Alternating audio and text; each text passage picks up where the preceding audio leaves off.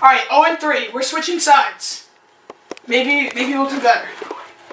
I have one good quick scope, but the stupid Iggy's getting in the way. Come on. What?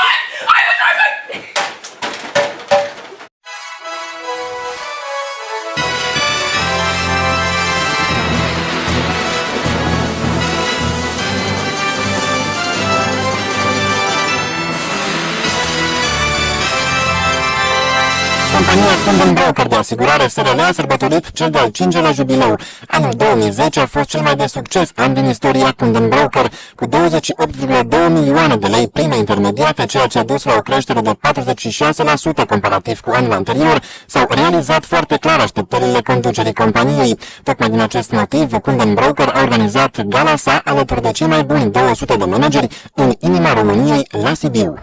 Kunden Broker este una din cele mai importante firme din România, cu imagine, cu un brand puternic, un brand care se rădăcinează nu în publicitate, ci mai degrabă în rețele sociale. Kunden Broker a devenit cel mai mare broker de asigurări de viață din România, reprezintă deja un standard al intermediării asigurării de viață și a contribuit decisiv la dezvoltarea acestei piețe. În ciuda crizei financiare, a reușit să crească semnificativ în ultimii 2 ani.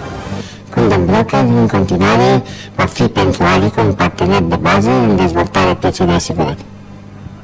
Datorită maturității și stabilității organizaționale, AIG Life Asigurări România își schimbă denumirea în Alico Asigurări România, preluând astfel numele acționarului majoritar. Compania își va menține strategia financiară și de investiții, echipa de management, portofoliul de produse și canalele de distribuție. Acest mesaj a fost transmis audienței prezente astăzi la gala organizată de brokerul de asigurări de viață Kunden, partener Alico în Târgu Mureș.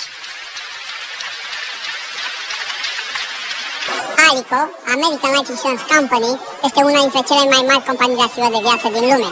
Experiența sa globală s-a reflectat și asupra succesului din România, unde operăm de peste 10 ani de zile. Prin preluarea numelui său, ne consolidăm poziția de specialist în asigurări de viață. La nivel mondial, compania Alico oferă servicii pentru 19 milioane de clienți, fiind prezentă în 54 de țări din întreaga lume, din Europa, Asia, Orientul Mijlociu, Africa și America Latină.